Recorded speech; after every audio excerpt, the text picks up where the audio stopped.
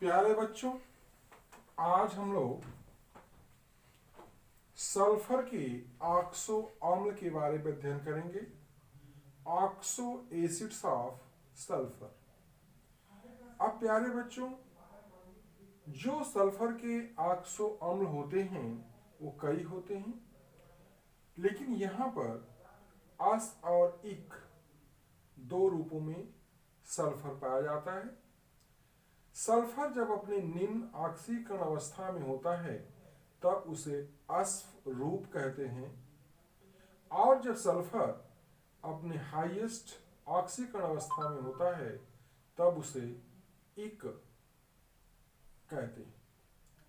अब प्यारे बच्चों, यहाँ पर ध्यान देने योग्य बात है कि जो असल्फ्यूरिक अम्ल होगा उसमें जो लवणों के नाम होंगे उस अम्ल के लवण के नाम में आइट आएगा, ITE। और जो सल्फ्यूरिक माने इक अम्ल होंगे उनके लवणों के नाम में एट जुड़ेगा, ATE जुड़ेगा। क्या जुड़ेगा प्यारे बच्चों? एट, ATE जुड़ेगा, ध्यान देना है।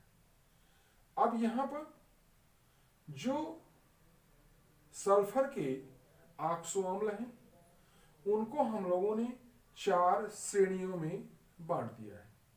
कितने श्रेणी में? 4 श्रेणियों में। पहली श्रेणी है सल्फ्यूरस अम्ल श्रेणी, दूसरी है सल्फ्यूरिक अम्ल श्रेणी, तीसरी है थायोनिक अम्ल श्रेणी और चौथी है पराक्सी अम्ल श्रेणी। अब प्यारे बच्चों, ये जो सल्फ्यूरस अम्ल श्रेणी है इसमें ये सल्फ्यूरस अम्ल आता है जिसका सूत्र है H2SO3। H2SO3 को हम लोग क्या कहते हैं? सल्फ्यूरस अम्ल कहते हैं। ये जो सल्फ्यूरस अम्ल है, अगर इसकी संरचना को ध्यान से देखा जाए तो ये सल्फर, ऑक्सीजन द्विबंधित इधर और OH इधर। अब यहां पर प्यारे बच्चों, ये जो सल्फ्यूरस अम्ल है, अगर इसके हम क्षारकता की बात करें तो इसकी भी क्षारकता 2 होती है, क्योंकि यहां पर ये 2 हाइड्रोजन ऑक्सीजन के साथ जुड़े हैं। और इस सल्फ्यूरस अम्ल में जो सल्फर है इसकी ऑक्सीकरण अवस्था +4 होती है। कितनी होती है? +4। दूसरा है बच्चों थायोसल्फ्यूरस अम्ल। जो थायोसल्फ्यूरस अम्ल होता है इसका सूत्र है H2S2O2। यानी जहां पर ये O3 था इसका एक ऑक्सीजन सल्फर के द्वारा रिप्लेस हो गया, यानी ये ऑक्सीजन यहां किसके द्वारा रिप्लेस हो गया? सल्फर के द्वारा। तो ऐसे अम्ल को थायो अम्ल कहेंगे, यानी थायोसल्फ्यूरस अम्ल कहेंगे। अब यहां पर प्यारे बच्चों, इसकी जो संरचना होगी इस सल्फ्यूरस अम्ल की तरह होगी, केवल अंतर कहां होगा कि जहां पर ये O है वहां क्या आ गया? सल्फर आ गया। यहां पर जो सल्फर है इनकी ऑक्सीकरण अवस्था कितनी होती है? +1 होती है। कितनी होती है प्यारे बच्चों? +1 होती है।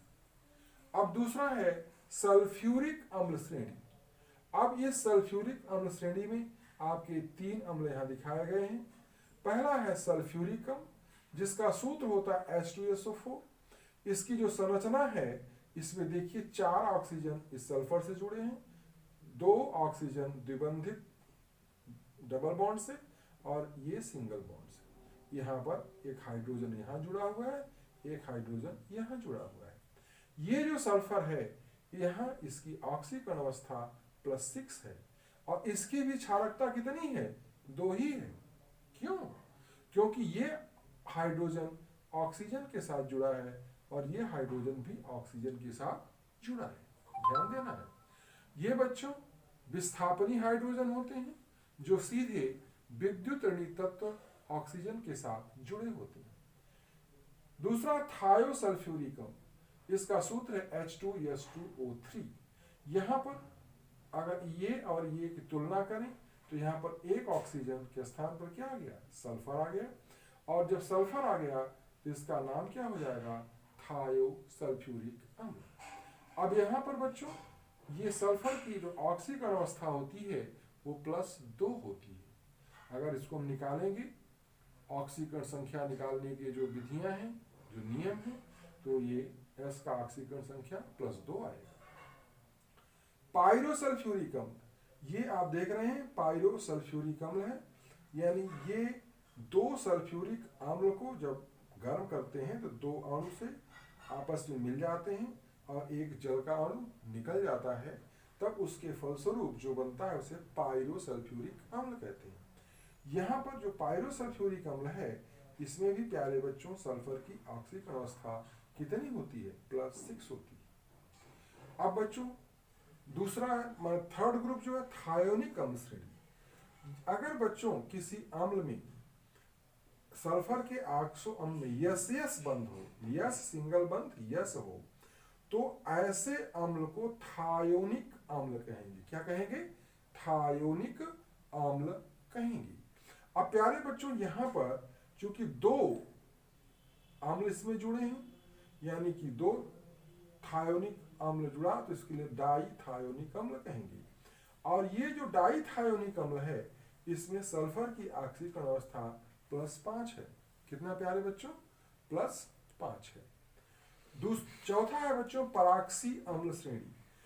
पराक्सी अम्ल श्रेणी का मतलब कि इसमें पराक्साइड बॉन्ड पाया जाएगा, यानी कि पराक्साइड, ये ओ बंध को क्या कहते हैं? पराक्साइड बॉन्ड कहते हैं। अब चूंकि बच्चों इसमें केवल एक सल्फ्यूरिक अम्ल है, तो इसको पराक्सी मोनो सल्फ्यूरिक अम्ल कहेंगे। इसका सूत्र है H2SO5। इसे कैरो अम्ल भी कहते हैं। क्या कहते हैं? कैरो अम्ल या कारोज अम्ल भी कहते हैं। और इसमें सल्फर की जो ऑक्सीकरण अवस्था है वो कितनी होगी? +6 होगी। यहां ध्यान रखना है कि ओ बंध को कौन सा बंध कहेंगे? पराक्साइड बंध। क्या कौन सा बंध कहेंगे? पराक्साइड बॉन्ड या पराक्साइड बंध कहेंगे। प्यारे बच्चों दूसरा है पराक्सी डाईसल्फ्यूरिक अम्ल। पराक्सी डाईसल्फ्यूरिक अम्ल का सूत्र है H2S2O8। और यहां देखो दो यूनिट हैं तो डाई हो गया, और ये पराक्साइड बंध है तो इसको क्या कहेंगे? पराक्सो डाईसल्फ्यूरिक अम्ल। और इसकी ये जो संरचना है ये इस प्रकार से दिखाई गई है। और यहाँ पर बच्चों जो सल्फर है उसकी ऑक्सीकरण अवस्था कितनी होगी? +6 होती है। तो इस प्रकार से ये जो पराक्सी डाईसल्फ्यूरिक अम्ल है उसकी संरचना हो गई। इसे हम लोग मार्शल अम्ल के नाम से भी जानते हैं। किस नाम से जानते हैं? मार्शल अम्ल के नाम से भी जानते हैं। तो परीक्षाओं में बच्चों जैसे ये इसका नाम क्या? डाईथायोनिक अम्ल पूछा जा सकता है। कारो अम्ल का सूत्र यानी कि पराक्सी मोनोसल्फ्यूरिक अम्ल। जैसे मार्शल अम्ल का अगर सूत्र है तो यानी पराक्सी डाईसल्फ्यूरिक एसिड यानी H2SO8 के रूप में। जैसे पायरोसल्फ्यूरिक अम्ल यानी H2S2O7। जैसे बच्चों सल्फ्यूरिक अम्ल, थायोसल्फ्यूरिक अम्ल या सल्फ्यूरस अम्ल, थायोसल्फ्यूरस अम्ल के क्या सूत्र होते हैं। और एक चीज बच्चों हमेशा ध्यान रखना कि जितने भी ये अम्ल हैं, इन सब की जो क्षारकता है वो 2 ही है, क्योंकि इन सभी अम्लों में जो विस्थापनी हाइड्रोजन है उनकी संख्या कितनी है? 2 है। कितनी है? 2 है। और यहाँ पर बच्चों इनकी जो ऑक्सीकरण संख्याएं हैं वो कैसी हैं? परिवर्तनशील। जैसे सल्फर की यहाँ देख रहे हैं +4 है, यहाँ +1 है, यहाँ +6 है, यहाँ +2 है, यहाँ +6 है, यहाँ देख रहे हैं +5 है, और इनमें क्या है? +6 है। तो इस तरह से सल्फर की जो ऑक्सो अम्ल हैं वो उनकी 4 श्रेणियां हो गई। और उन श्रेणियों के अंतर्गत कौन कौन से अम्ल आते हैं, उनकी संरचनाएं क्या हैं और उनकी क्षारकता क्या है। तो क्षारकता सभी अम्लों की कितनी है? 2 होती है। और उनमें जो सल्फर है उनका ऑक्सीकरण संख्या क्या है, आप समझ गए। तो ये रहा आपका सल्फर की ऑक्सो अम्ल के बारे में, ऑक्सो एसिड्स ऑफ सल्फर। प्यारे